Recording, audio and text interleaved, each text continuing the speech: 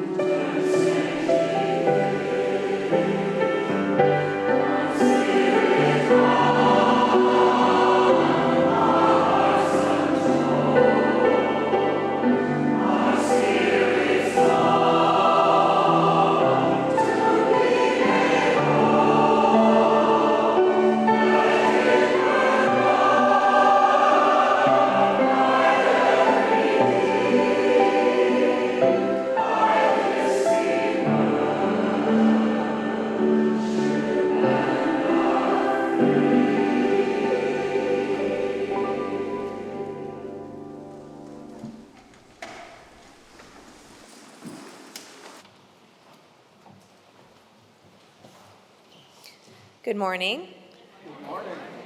My name is Lori Carafone, and I am your worship associate for today. My pronouns are she, her.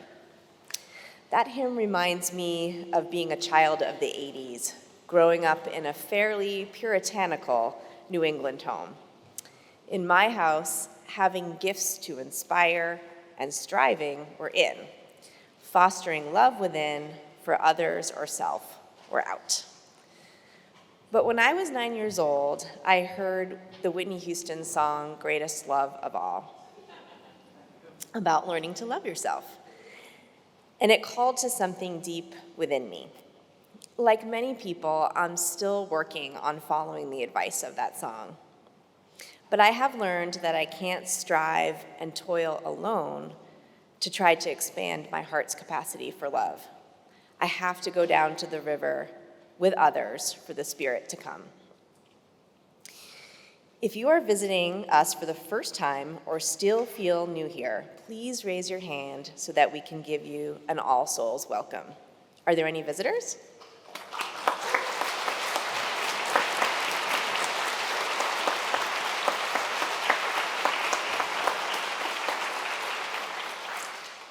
Our weekly email bulletin is a great way to find out the latest news. Sign up through the link on the All Souls homepage. Today, we honor the great legacy of both Indigenous and enslaved peoples at this international crossroads, now called Washington, D.C. For generations, Piscataway tribes have been the traditional caretakers of our bioregion. These people of the waters lived along the Anacostia and Potomac rivers. Our church has occupied 3 sites on stolen Native American lands within unjust systems that continue to benefit from Black and immigrant labor. The heritage of all these ancestors is still here in this region and in our congregation. Our land acknowledgement sets an intention to educate ourselves and acknowledge that something should be done to repair harm. But our commitments to beloved community and to the 8th principle also call us to doing. As we benefited directly and materially from stolen land and labor, the descendants of this wrong can benefit directly and materially from our time, talent, and treasure. We are working with All Souls Social Justice Ministries to make our ideological solidarity concrete. Now I invite you to greet one another. On Zoom, go to gallery view and turn your camera on if you're willing and able. And in the sanctuary, feel free to get up and move around as you are comfortable. Let's take some time now to say hello.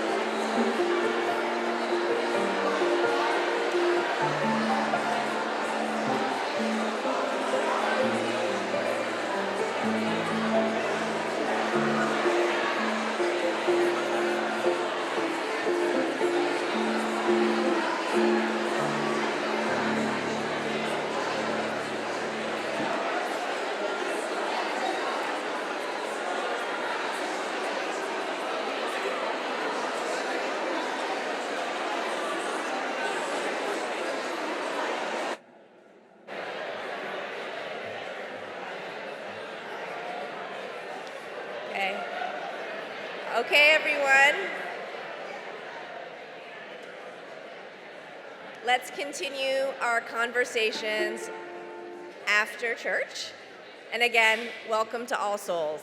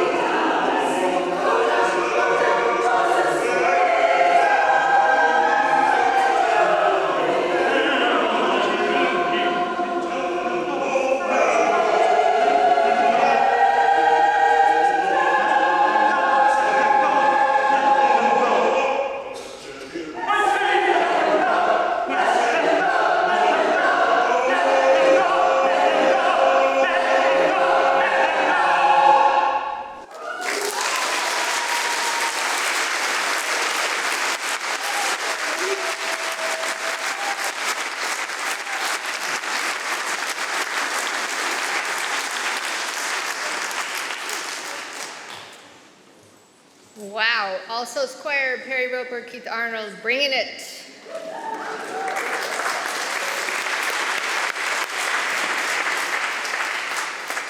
Some tricky rhythms.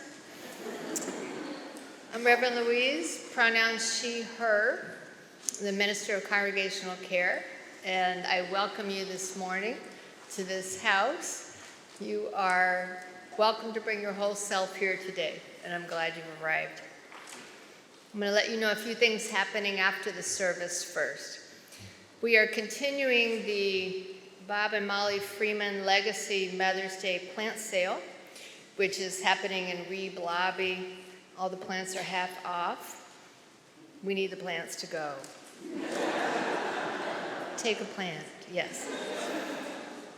And also in the Reeb Lobby, we welcome your pledges for the next operating year. It begins on July 1st.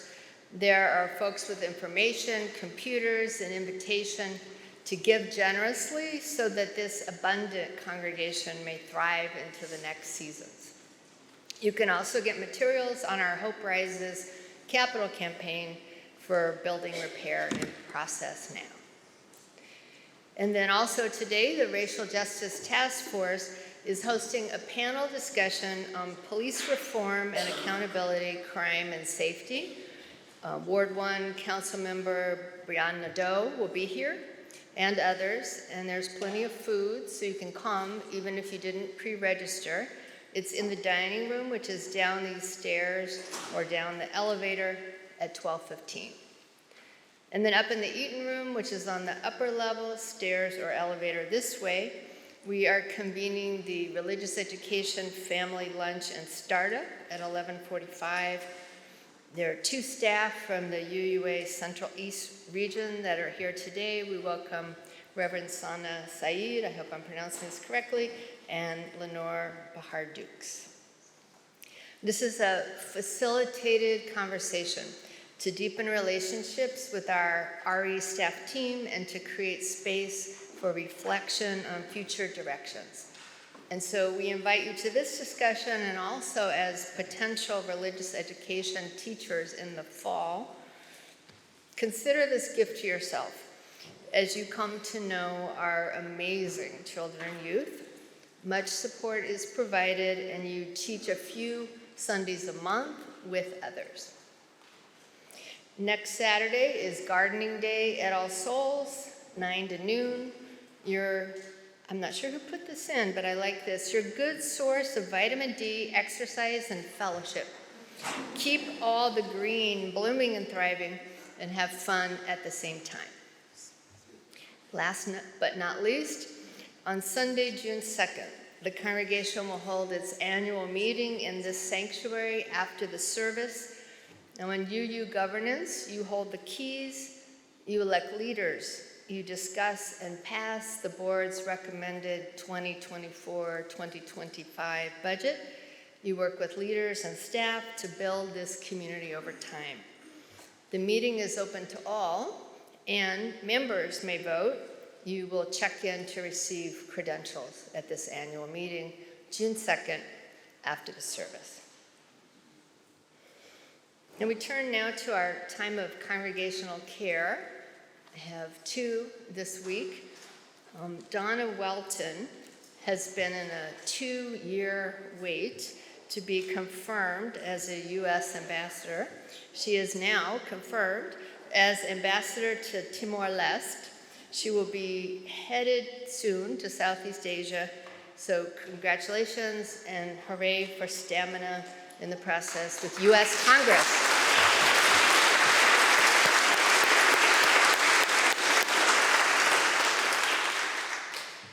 And we offer our condolences to Kim Agan on the unexpected death of her father in Florida recently.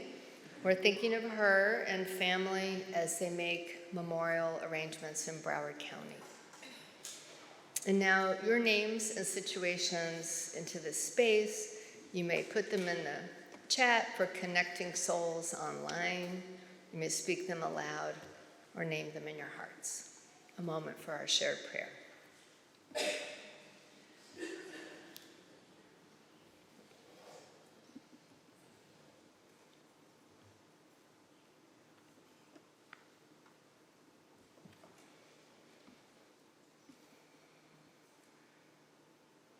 Our meditation this morning comes from the Christian tradition. This is the day of Pentecost. Pentecost is the day when the early followers of a strange rabbi named Jesus were gathered in an upper room. They were discussing business, consulting on Robert's Rules of Order. They were deeply focused. And suddenly, wind came in, fire came in, the Spirit moved and disrupted the world they thought they knew.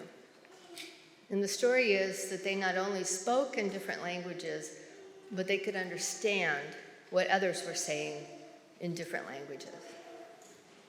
May it be so for Unitarian Universalists, that we might hear one another, that we might know the breadth of the range of our expressions and be together in it.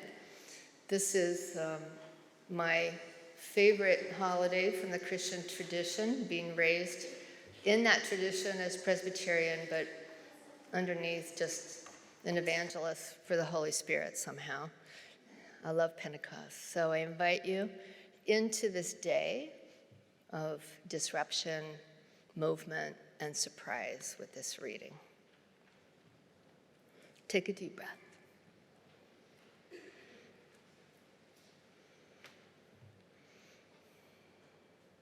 I feel an urgency at this stage in my life to name the human expressions and vivid manifestations of our life in the Spirit.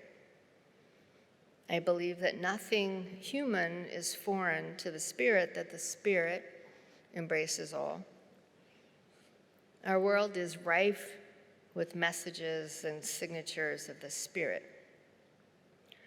Our encounters with one another are potential sites of the awakening and energizing that characterize the Spirit, whether our spirits within or any kind of spirit externally and immanent. But so much goes unnoticed. We fail so often to recognize the light that shines through the tiny chinks and the dusty panes of our daily lives. We are too busy to name the event that is blessed in its ordinariness, holy in its uniqueness, and grace-filled in its underlying challenge. May we be present to one another, to the light within and all around us. Blessed be.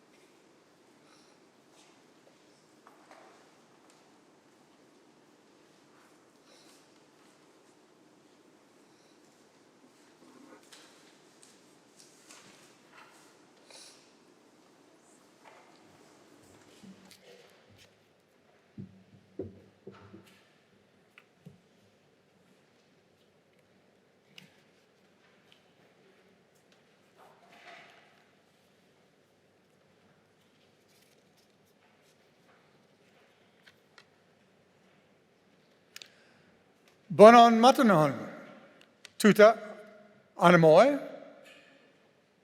bonon matanon. Don't you speak Esperanto? Are there no Esperanto speakers in the house? Amazing. Bonon, good. Matanon, morning. Tuta, all. Anamoi, or animo, soul or spirit. Tuta anamoi, all souls. How many of you have at least heard of Esperanto? Well, there you go. There you go. So you know that Esperanto is what is called a constructed language.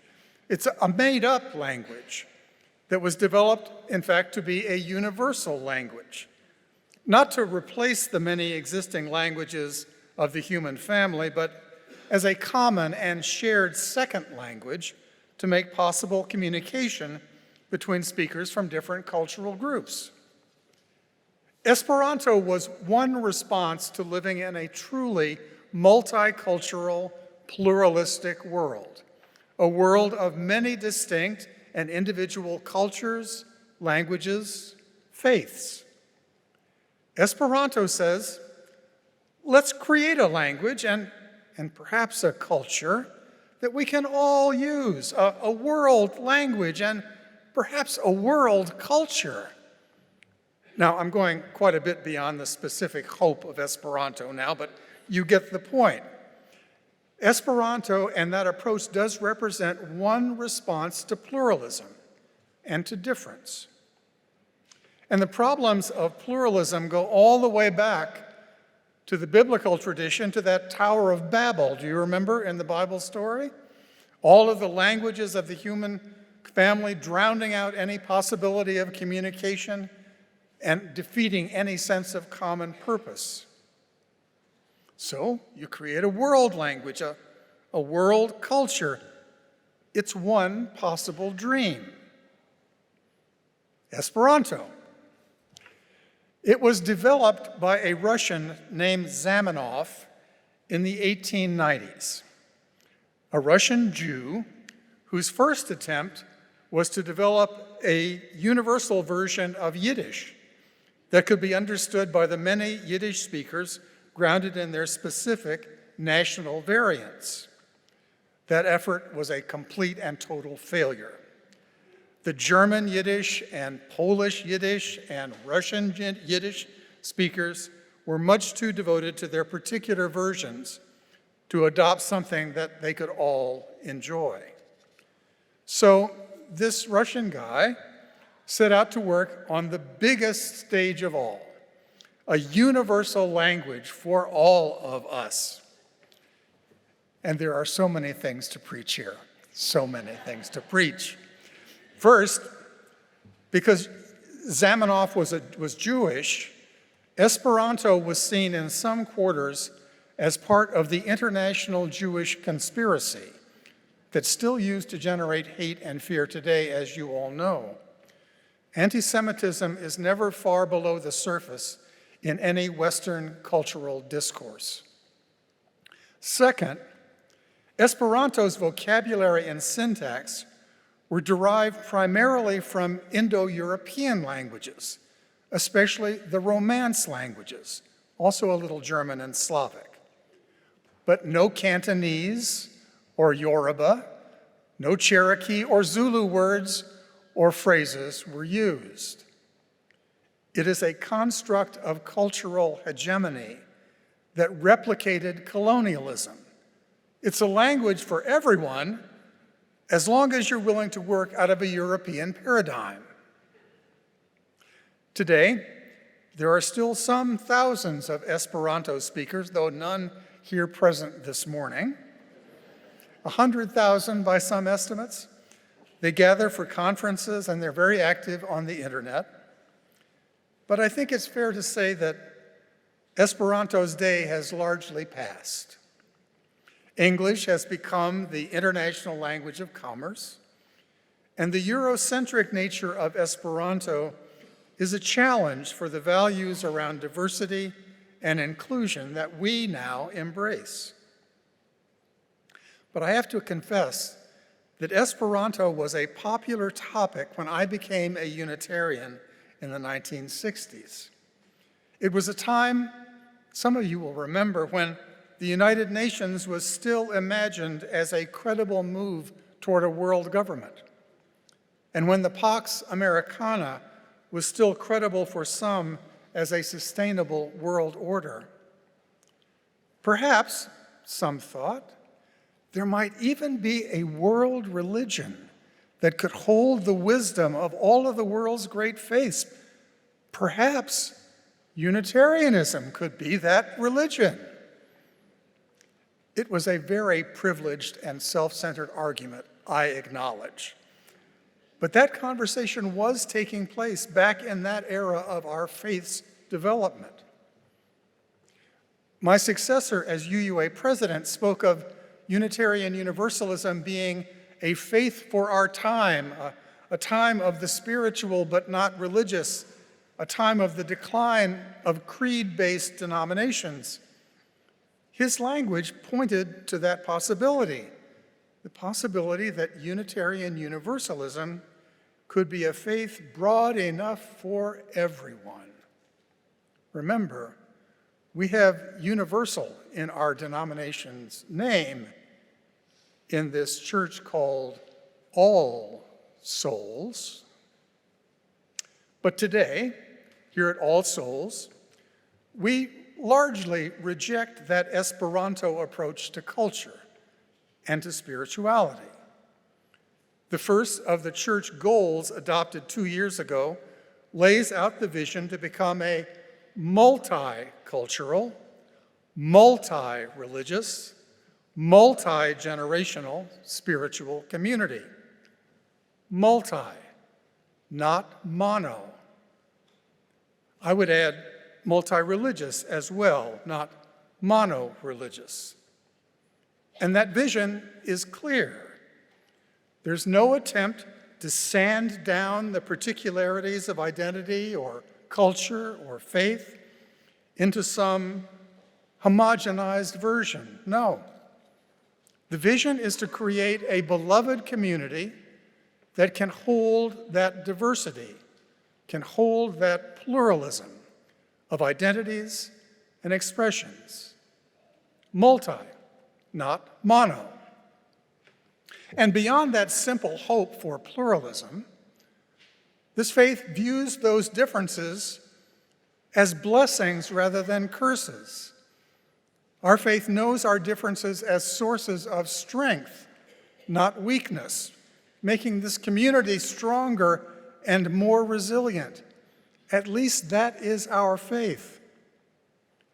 And I have to tell you that working for that kind of community is one of the great acts of faith that goes on in this sanctuary and in the ministry that we do together. Because the world seems intent on retreating into deepening tribalism. And in this church, we buck that trend.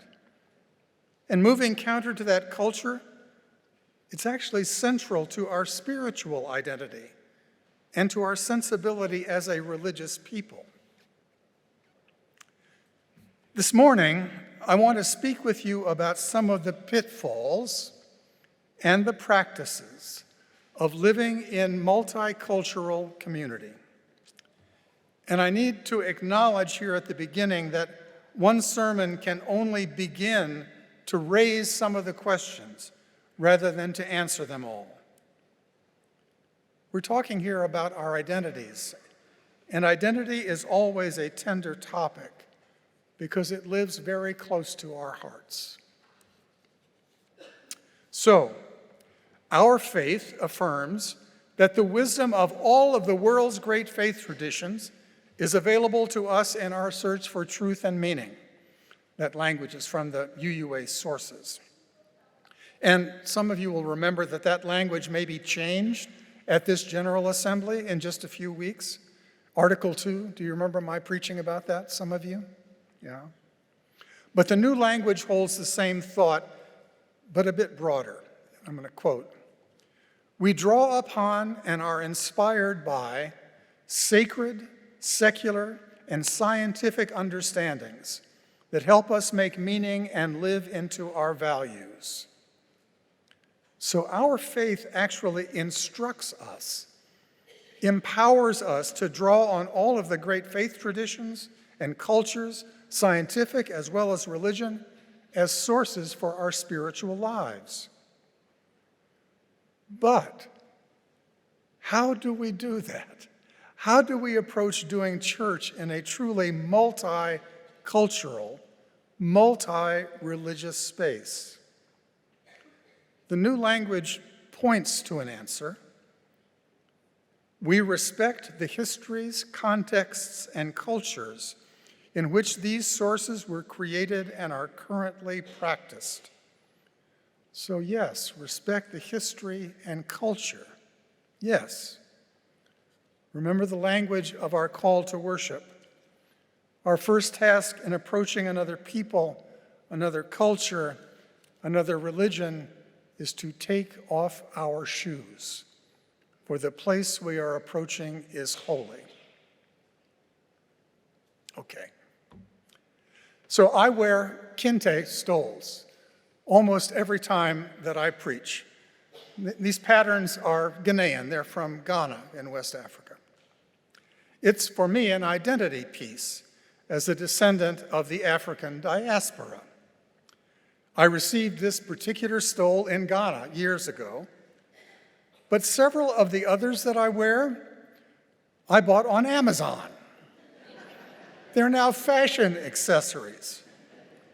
Or are they more than that? The Jubilee singers, when they sing, wear kente stoles like this. And some members of the Jubilee are African American, but some are not. And Jubilee sings primarily out of the broad gospel tradition. You all know this. So here in this multicultural space, do the rest of us, do they themselves experience Jubilee wearing those stoles as cultural appreciation or as cultural appropriation? What is the difference between a grounded use of practices and resources from other traditions that respects and honors those traditions and the people who created them? What's the difference between that respectful approach and simply viewing the whole musical and religious and cultural world simply as wardrobe, as costume? Does it matter that Jubilee was called into being by Esai Barnwell in a time when All Souls was significantly more biracial? Does that matter? Can I speak directly to you this morning? There's a saying, it's a piece of traditional wisdom, that a culture does not exist without its people. So, would it matter if, on a particular Sunday when Jubilee was singing, due to personal circumstances, all of the Jubilee singers who showed up to sing were white identified? Would those kente stoles still seem appropriate? Did it matter this morning that Perry Roper sang the solo in Go Down Moses? So powerfully, Perry, thank you so much.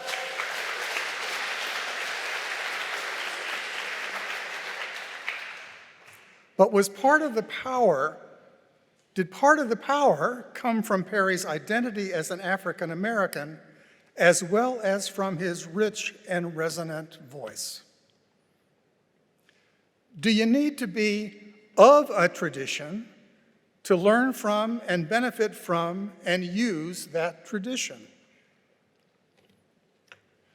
So much of the All Souls identity is bound up with its history of racial inclusion. with being proof of concept that racial and cultural diversity can be a possible progressive dream. But how does this church of all souls live into that vision with authenticity? I could give so many examples. How can we learn enough, know enough about traditions not our own personally, to make their celebration in this space a way to deepen and enrich the religious life of this community, rather than moving all souls toward becoming a kind of spiritual Epcot center with a bit of Buddhist meditation and then a little Sufi dance and some Christian prayer thrown in? How do we avoid that kind of a spiritual life?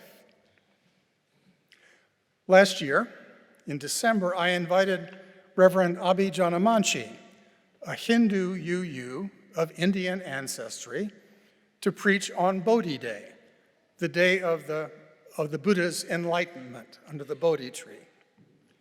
And he spoke from personal experience of how that day is celebrated in India and what the day means for him personally. Would it have been the same if I had been in the pulpit that day? Or Reverend Louise, who is also bringing her ministry here at All Souls to a close.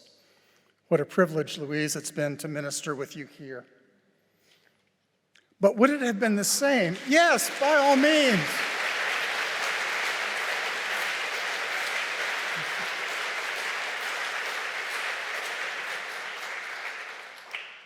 But on that Bodhi Day, would it have been the same if Reverend Louise or if I had delivered that sermon about the Buddha's awakening? Well, I actually did preach on the subject of awakening on the MLK holiday weekend. The sermon was titled Woke, but I preached it from my own cultural context, and the awakening I spoke of was not the Buddha's. The difference between appreciation of another culture and appropriation is in part a question of willingness to know enough about that tradition. I close my sermons and most of my prayers with both amen, which simply means yes, you all know that, right? But also with ashe. Ashe is a Yoruba word. Yoruba, one of the languages of Nigeria, of West Africa primarily. And it does mean yes, just like amen does. But when spoken by a spiritual leader, it means more. It is a word of power. It is not mere affirmation. It is instruction and direction to the people. It means, ashe, yes, do that, live like that. That is a good and grounded way to live, and I direct you to live in that fashion. That's what ashe means. Cultural misappropriation can happen in a lot of ways, and it can offer harm in a lot of ways. The harm can be financial, part of a colonial enterprise. In 1939, Solomon Linda, a Zulu musician who grew up herding cattle in South Africa, improvised a few notes at what was then Sub-Saharan Africa's only recording studio. His group, called the Evening Birds, were on the third take of a song with more sounds in it than words, until his high, clean falsetto uttered the musical phrase that would travel to every corner of the world. In the jungle, the quiet jungle, the lion sleeps tonight. A weem away, a weem away, a weem away, a weem away. Y'all remember it, right? It was released in South Africa in 1939 on a 78 RPM vinyl disc titled Mbube, the Lion, and it sold about 100,000 copies. That was in 1939. After the imposition of rigid apartheid in South Africa, when Linda was working as a janitor at that recording studio, he sold his rights to the song for 10 shillings, about 40 bucks. He was not a competent speaker of Afrikaans, and he could not read the contract that he signed. But as you know, Disney later acquired the rights, and voila, we have The Lion King, and his song was worth millions.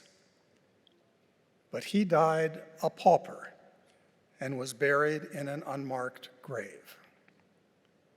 Disney finally settled a suit filed by his family. They settled it out of court.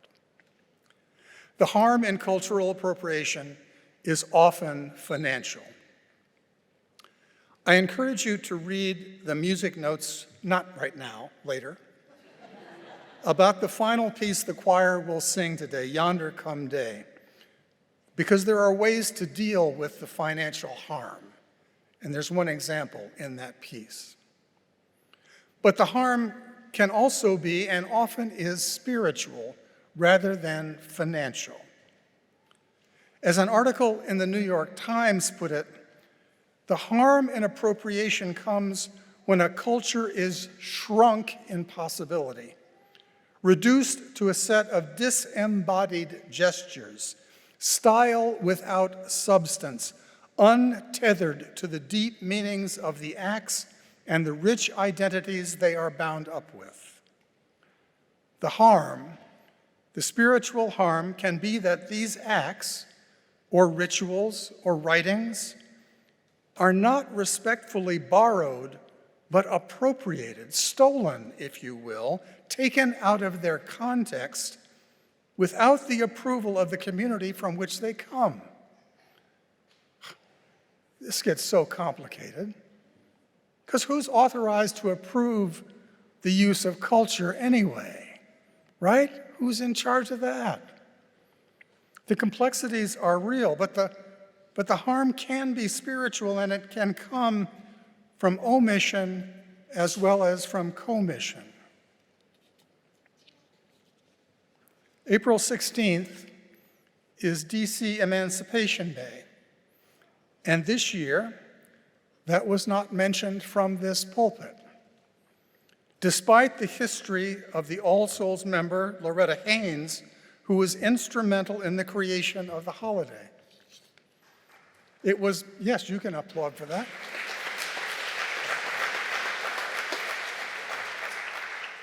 That it was not mentioned here was my fault. I didn't track it. I'm not a DC native. That was my explanation when challenged by one of our Black elders. It was an explanation, but it was not an excuse. And the elder wondered whether All Souls was whitening.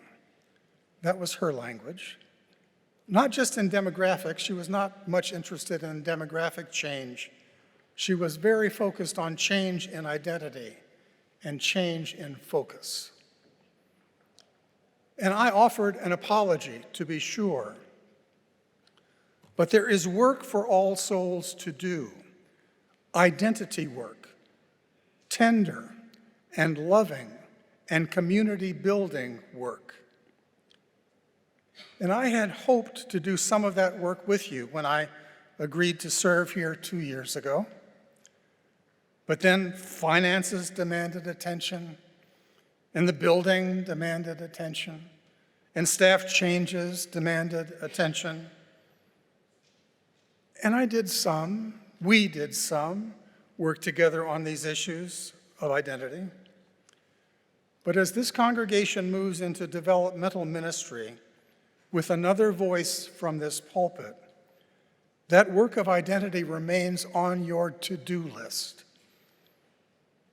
What will All Souls become in a truly multicultural and multi-religious DC and nation? What proof of what concept, what vision will this congregation be called to live into? How will All Souls use its proud but complex history and the growing energy in its present to chart a path toward a vibrant future, a faithful future, a multicultural, multiracial, multi-religious, intergenerational future? I hope those questions inform these next years for All Souls, along with the financial questions and the governance questions, because the life of religious community begins in mission and in vision, not in finances or in governance systems. So I hope those questions inform the life of this congregation in the coming years. What witness is this church called All Souls being called to bear? And I say bear witness intentionally, because religious witness is a responsibility and a weight as well as a privilege. May the questions of mission and of vision and of identity be front and center for you as All Souls moves into the future. May that be so. Ashe. Do that. That is a good way for this congregation to thrive. Yes, do that. Ashe and amen.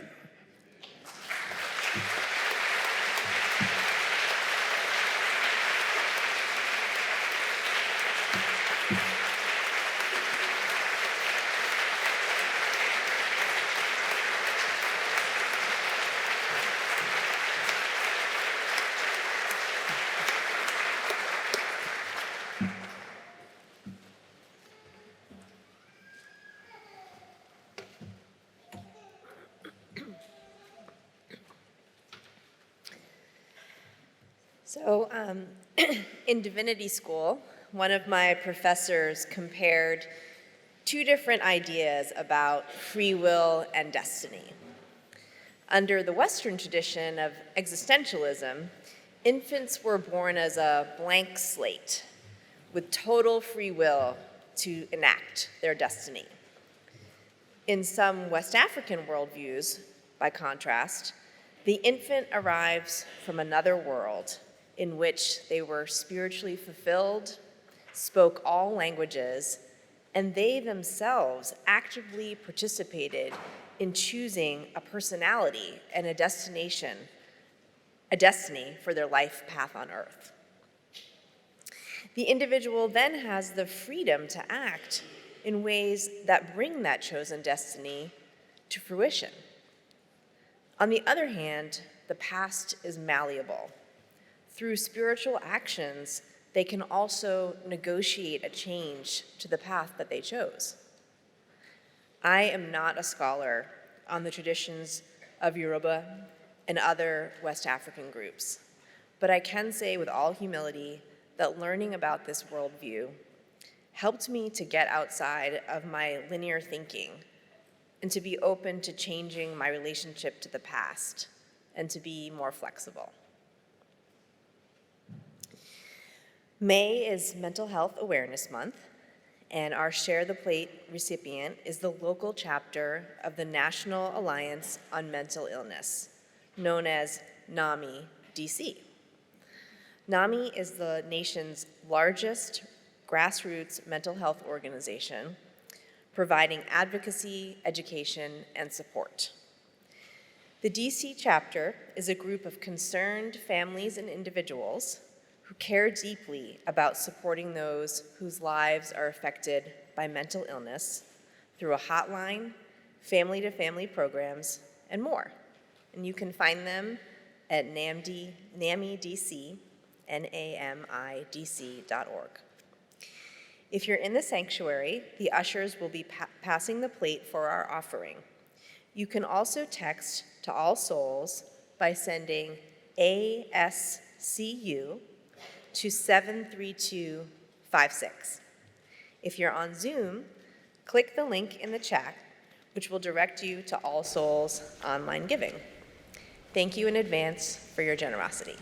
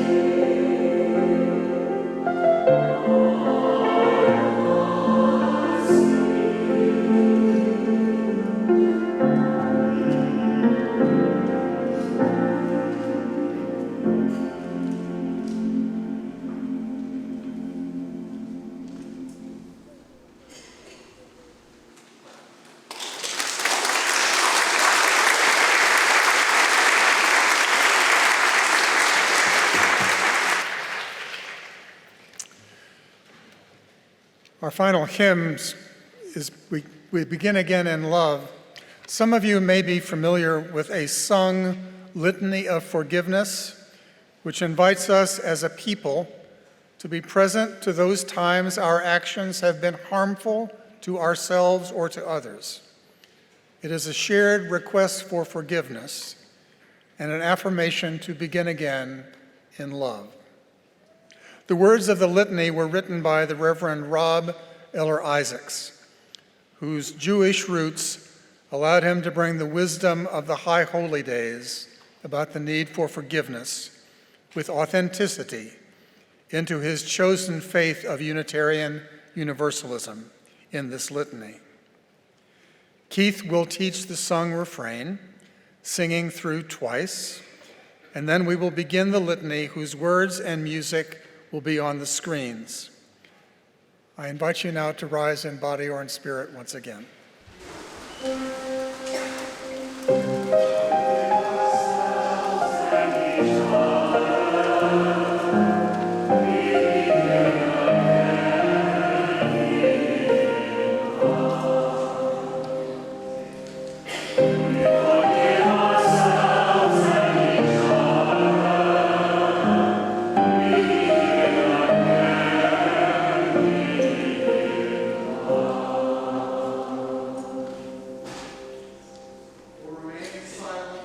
when a single voice would have made a difference.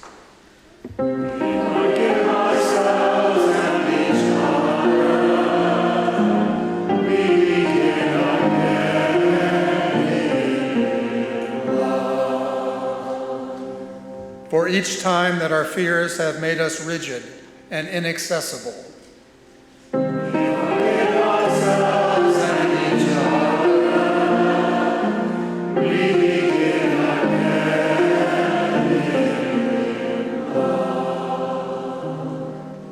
For each time that we have struck out in anger without just cause.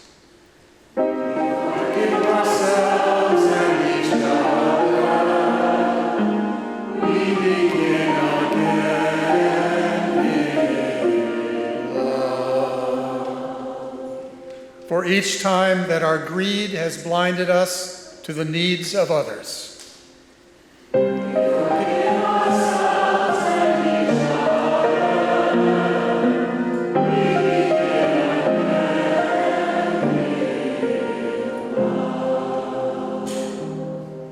For the selfishness that sets us apart and alone.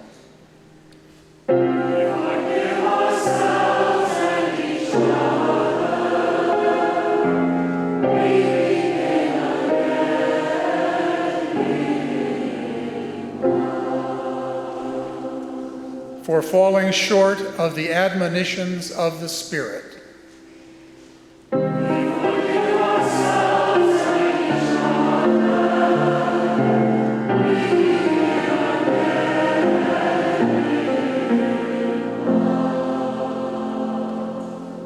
For losing sight of our unity.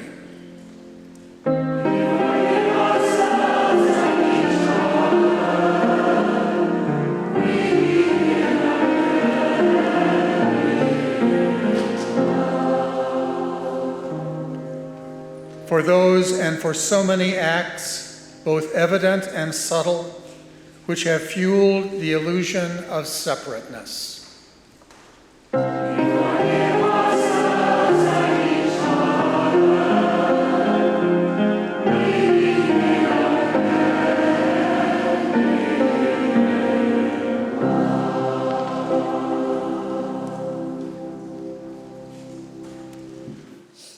Our first task in approaching another people, another culture, another religion, another person is to take off our shoes, for the place we are approaching is a holy place. This faith of all souls is not for the faint of heart, but may we remember that this faith points us toward hope. May that be so. Ashe and amen.